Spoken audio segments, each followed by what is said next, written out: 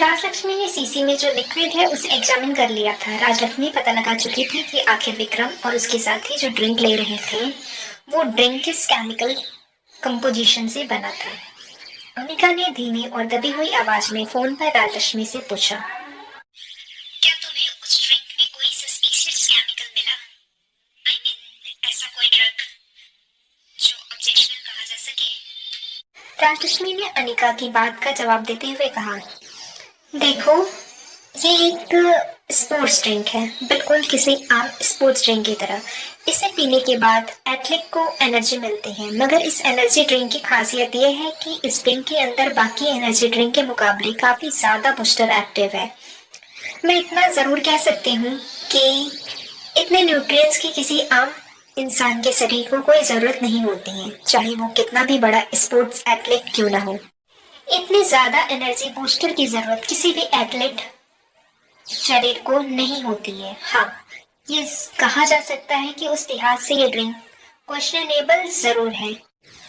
हालांकि राजलक्ष्मी को ड्रिंक में किसी भी तरह का ऑब्जेक्शनल केमिकल नहीं मिला था, मगर राजलक्ष्मी की बात से ये साफ जाहिर था, जो ड्रिंक विक्रम और उसके साथी ले रहे थे उसमें कोई न कोई गड़बड़ी जरूर थी, किसी स्पोर्ट्स एथलीट के खिलाफ था। मगर अभी भी एक बात अनिका समझ नहीं पा रही थी कि इतने कम दिनों में विक्रम और उनके साथियों के अंदर इतनी शक्ति कैसे आ गई। क्या वो लोग इस एनर्जी ड्रिंक का कंजम्पशन जरूरत से कुछ ज्यादा ही कर रहे थे? क्योंकि उनके शरीर की शक्ति देखकर ऐसा लग रहा था जैसे वो दिन रात सिर्फ इसी ड्रिंक का सेवन कर रहे थे। अभी अनिका ये सब कुछ सोच ही रही थी कि अनिका की नजर कंटेस्टेंट 002 पर पड़ी। वो यहाँ वहाँ देखकर किसी को ढूंढ रहा था। अनिका और अनिका के पास खड़े मयूर को लगा कि शायद कंटेस्टेंट 002 अपनी सबसे करीबी कंपटीशन यानी डिफेंडिंग चैंपियन और कंटेस्टेंट 001 की तलाश में था। कुछ देर लोगों की भीड़ में नजरें घुमाने के बाद कंटेस्टेंट 002 ने मयूर और अनिका की तरफ मुड़कर पूछा, क्या ब्रह्मपुत्र एकेडमी की दीदी इस वक्त यहाँ मौजूद है? कंटेस्टेंट 002 की बात सुनकर अनिका और मयूर हैरान रह गए। दरअसल काफी देर से कंटेस्टेंट 002 जिस फाइटर्स को ढूंढ रहा था वो डिफेंडिंग चैंपियन नहीं बल्कि खुद अनिका थी। अपनी बात आगे बढ़ाते हुए कंटेस्टेंट 002 ने कहा, मैंने सुना है कि ब्रह्मपुत्र एकेडमी की दीदी इस साल चैंपियनशिप में पार्टिसिपेट कर रही हैं। मैं उनसे एक बार मिलना चाहता हूँ। ये बात सुनते ही मयूर गुलेरिया अपनी बहन अनिका की आइडेंटिटी छुपाते हुए मुस्कुराकर कहने लगा, अरे दोस्त, ब्रह्मपुत्र एकेडमी की दीदी उस स्टैंड के नीचे बने हुए स्पेशल रूम में आराम करती हैं। तुम उन्हें वहीं जाकर मिल सकते हो। काफी ताकतवर है दीदी, उनका शरीर काफी वजनदार है और उनके दोनों हाथ इतने मजबूत हैं कि अगर किसी के कंधे पर रख दें तो बेचारा हाथों के वजन से जमीन में ही दब जाए। अगर आप दीदी से मिलना चाहते हो तो वहां जाकर उनसे बात करने की कोशिश कीजिए। मयूर की बात सुनते ही कंटेस्टेंट 002 हैरान रह गया। अपनी हाथों की उंगलियां अपने गालों पर फेरते हुए उसने मयूर से कहा, ये कैसे हो सकता है? ब्रह्मपुत्र एकेडमी की दीदी का शरीर इतना मोटा और वजनदार कैसे हो सकता है? एक मार्शल आर्ट चैंपियन की सबसे बड़ी ताकत होती है उसके शरीर की फ्लैक्सिबिलिटी और क्विकनेस। किसी मोटे शरीर वाले का तेजी से अटैक या डिफेंस करना नामुमकिन है। मेरे ख्याल से जहां तक मैं जानता हूँ ब्रह्मपुत्र एकेडमी की दीदी का शरीर लगभग हमारे सामने खड़ी तुम्हारे टीम पार्टनर 324 के शरीर के जैसा ही होना चाहिए। कंटेस्टेंट 002 की बात सुनते ही अनिका और मयूर दोनों शॉक्ड हो गए। अपनी बात पूरी करने के बाद कंटेस्टेंट 002 कुछ देर तक अनिका को ऊपर से नीचे की ओर बस देखता रहा। उसकी आंखों में कई सवाल थे। अनिका जानती थी कि कंटेस्टेंट 002 उसके बारे में कोई ऐसी बात जानता था जो वो इस वक्त छुपा रहा था। अपनी बहन की आइडेंटिटी बाहर वालों से छुपाने के लिए मयूर तुरंत ही कंटेस्टेंट 002 के सामने आ गया और हंसते हुए कहने लगा, अरे ब्रदर, तुम क्या कह रहे हो? ये कैसे ब्रह्मपुत्र एकेडमी की दीदी हो सकती है? अरे जरा तुम ही सोचो, अगर ये दीदी होती तो क्या मेरे साथ टीम बनाकर चैंपियनशिप में हिस्सा लेती? मयूर की बात का पलट कर जवाब देते हुए कंटेस्टेंट 002 ने कहा, क्यों नहीं लड़ सकती? ताकतवर होने का ये मतलब तो नहीं इंसान स्ट्रैटेजी बनाना छोड़ दे। कंटेस्टेंट 002 की ये बात अनिका गौर से सुन रही थी। कंटेस्टेंट 002 जो भी बातें कर रहा था उसके अंदर बहुत गहरा मतलब छुपा था। मयूर 002 का जवाब सुनते ही हड़बड़ाने लगा। मयूर की हड़बड़ाहट देखकर 002 ने अनिका की ओर देखकर पूछा, क्या आप अपनी मैच से पहले कॉफी पीना चाहेंगे? कॉफी पीने से शरीर को एक अच्छा बूस्टर मिलता है। वहाँ कैफेटेरिया की ओर जाकर क्यों न हम लोग एक एक कॉफी पिए।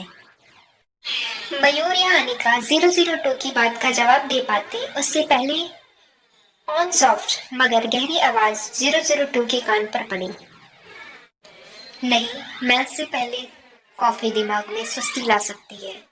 मैं इनके लिए चॉकलेट लाया हूँ। जब अनिका और मयूर ने मुड़कर देखा तो रोहित नन्ही सी रिया को हाथ में पकड़े हुए अनिका के पास चलकर आ रहा था।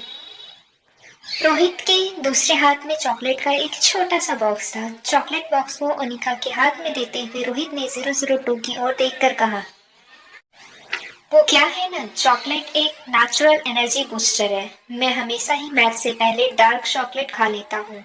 कॉफी की जरूरत नहीं पड़ती है। मयूर को अनिका के पास खड़े रोहित को देखकर अब पहले से ज्यादा जलन होने लगी थी। पहले रोहित सिर्फ अकेडमी की दीदी की बच्ची का बाप था, मगर अब अकेडमी की दीदी मयूर की कजन बहन थी। इस लिहाज से मास्क के पीछे छुपे रोहित से मयूर को पहले से ज्यादा जलन होने लगी। मयूर ने मास्क के पीछे का चेहरा अब तक देखा नहीं था, मगर फिर भी मयूर ने कंटेस्टेंट 325 के लिए अपने मन में एक इमेज तैयार कर ली थी, जो इमेज मयूर को कुछ खास पसंद नहीं थी।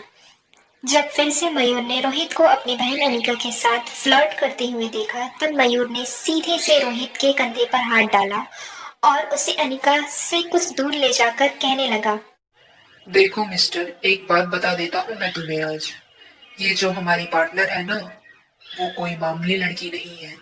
पता नहीं क्यों तुम जैसे मामूली लड़के को उसने पसंद कर लिया।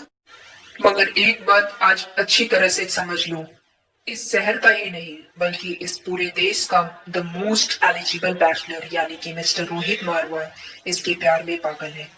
मुझे पता नहीं कि तुम ये बात जानते हो या नहीं, मगर रोहित मारवा को अगर तुम्हारे बारे में पता चल गया तो तुम्हारा अंजाम क्या होगा ये खुद तुम भी नहीं जानते। रोहित मारवा बहुत ताकतवर आदमी है। इस शहर में सिर्फ दो ही ताकतवर लोग हैं, एक है आकाश गुलेरिया और दूसरा है रोहित मारवा। ये नाम मैं तुम्हें इसलिए बता रहा हूँ ताकि तुम अभी से समझ जाओ। मैंने जितना कहा है वो बहुत कम कहा है, लेकिन इस कम कहने में तुम बहुत कुछ समझ जाना, इसी में तुम्हारी भलाई है। मास्क के पीछे रोहित की हंसी निकल रही थी। रोहित को अपने सामने खड़े मयूर गुलेरिया पर दया आने लगी थी। मयूर रोहित को रोहित से ही बच के रहने की चेतावनी दे रहा था। रोहित ये सोच सोचकर मन ही मन मुस्कुरा रहा था कि जिस दिन रोहित अपने चेहरे से मास्क हटाएगा तब मयूर गुलेरिया की हालत क्या होगी। कुछ ही देर में मयूर, अनिका और रोहित की टीम मैचेस शुरू हुई। ऑर्गेनाइजिंग कमेटी हेड सुरेश ने आज इनकी टीम की 5 मैचेस लाइनअप की थी। हमेशा की तरह रोहित नन्ही सी रिया को अपने हाथ में पकड़े रिंग के एक कोने में बैठा रहा और अनिका और मयूर ने एक के बाद एक सारी अपोजिशन टीम को बड़ी आसानी से हरा दिया। जब अनिका की आखिरी मैच खत्म हुई तब स्टैंड में बैठे सारे लोग अनिका को चीयर करने लगे। अनिका भी अपना एक हाथ उठाकर बड़ी ही पोलाइटली सबको थैंक्स कहने लगी। तभी अचानक कानों के पास आकर मयूर ने कहा, 002 तुम्हें कब से घूरे जा रहा है? जब अनिका ने रिंग के ठीक सामने खड़े 002 पर नजर डाली तब अनिका ने नोटिस किया कि वाकई 002 बड़े ही ध्यान से अनिका को ऑब्जर्व कर रहा था। 002 अनिका की फाइटिंग स्किल्स, उसकी बॉडी लैंग्वेज, उसकी हर चीज को बड़ी बारीकी से नोटिस कर रहा था। अनिका को अजीब जरूर लग रहा था, मगर अनिका ने सोचा कि शायद एक मार्शल आर्टिस्ट होने के नाते वो अनिका की फाइटिंग ऑब्जर्व कर रहा होगा। मगर मैच खत्म हुए काफी देर हो चुकी थी, मगर फिर भी 002 ने अपनी नजर लगातार अनिका पर बनाए रखी थी। स्टैंड में बैठे काफी लोग अनिका को देख रहे थे, मगर उनके देखने के तरीके में और 002 के देखने के तरीके में काफी फर्क था। जब अनिका और रोहित रिंग से नीचे उतरे, 002 उनकी तरफ आगे आने लगा। इससे पहले कि कंटेस्टेंट 002 अनिका से कोई बात करने की कोशिश करता, अनिका और रोहित मेन एग्जिट की ओर जाने लगे। हालांकि रोहित और अनिका का यूं मुड़ना 002 को रूट नहीं लग रहा था, मगर उसे ये इशारा मिल चुका था कि रोहित और अनिका उसके साथ इस वक्त बात नहीं करना चाहते थे। इसलिए 002 ने भी बात करने के लिए अपने कदम आगे नहीं बढ़ाए। अनिका और रोहित मेन एग्जिट की ओर पहुंचने ही वाले थे कि अचानक ही विक्रम ने उन्हें बीच में रोक लिया। अनिका के ठीक सामने खड़े होकर विक्रम लाल आंखों से अनिका को देखने लगा। विक्रम ने अपने दोनों हाथ अपनी कमर पर रखे और अपनी छाती फुलाते हुए अनिका से पूछा, सच बताना, एकेडमी की दीदी तुम ही हो ना? वो मोटी औरत जो बार बार रिंग में दीदी के नाम से लड़ने उतरती है, वो नकली है। असली तो तुम हो, जो इस वक्त मेरी नजरों के सामने खड़ी हो। क्यों, सच कहा ना मैंने? अनिका और रोहित बिना किसी रिएक्शन के बस अपने सामने खड़े विक्रम को देखते रहे। इसके बाद अनिका ने भी अपने दोनों हाथ अपनी कमर पर रखते हुए विक्रम की आंखों में आंखें डालकर कहा, मैं नहीं जानती तुम क्या बोल रहे हो, और अपने बारे में ज्यादा कुछ बताने की मुझे जरूरत भी नहीं लगती है। जब अनिका आगे बढ़ने लगी तो विक्रम ने फिर से अनिका का रास्ता रोकते हुए कहा, देखो, अगर तुम एकेडमी की दीदी हो तो मैं तुम्हारे सामने हार मानने के लिए तैयार हूँ, लेकिन अगर तुमने अभी कबूल नहीं किया तो आगे जो भी होगा उसका दोष मुझे मत देना। विक्रम की बातों को इग्नोर करते हुए अनिका और रोहित वहां से आगे निकल। जब वो लोग मेन एग्जिट की सीढ़ियां चढ़ने लगे, तब अचानक ही उनके सामने एक सफेद मास्क पहना आदमी हंसते हुए सीढ़ियां उतरने लगा। उस आदमी ने सफेद मास्क पहना था, जिसके ऊपर कुछ व्हाइट फेदर लगे हुए थे। उस आदमी का मास्क काफी फनी लग रहा था। सीढ़ियां उतरते वक्त वो जोर जोर से हंस रहा था। उसकी चाल ढाल देखकर ऐसा लग रहा था कि उस आदमी की उम्र काफी ज्यादा थी। एक बॉडीगार्ड ने उस आदमी को सहारा दिया था और धीरे धीरे उसके साथ सीढ़ियां उतर रहा था।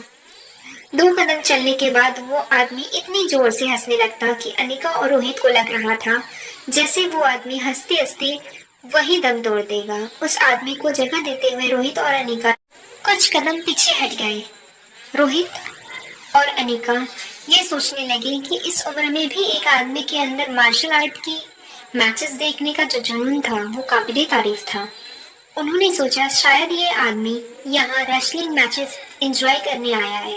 हंसते हुए वो आदमी रजिस्ट्रेशन काउंटर पर गया और अपने दोनों हाथ काउंटर पर रखकर काउंटर पर खड़े वॉलंटियर से कहा, मैंने चैंपियनशिप में अपने आप को रजिस्टर करवाया है। हाँ, मुझे पता है कि चैंपियनशिप शुरू हुए कुछ दिन हो गए हैं, मगर मैं पार्टिसिपेट करना चाहता हूँ। उस आदमी की बात सुनते ही रोहित अनिका के साथ काउंटर पर खड़ा वॉलंटियर भी दंग रह गया। काउंटर पर खड़े वॉलंटियर को समझ नहीं आ रहा था कि वह सफेद मास्क पहने उस आदमी को कैसे समझाए कि इस उम्र में शायद रेसलिंग मैचेस देखना भी उसके लिए ठीक नहीं होगा, मगर वो लड़ने की बात कर रहा था।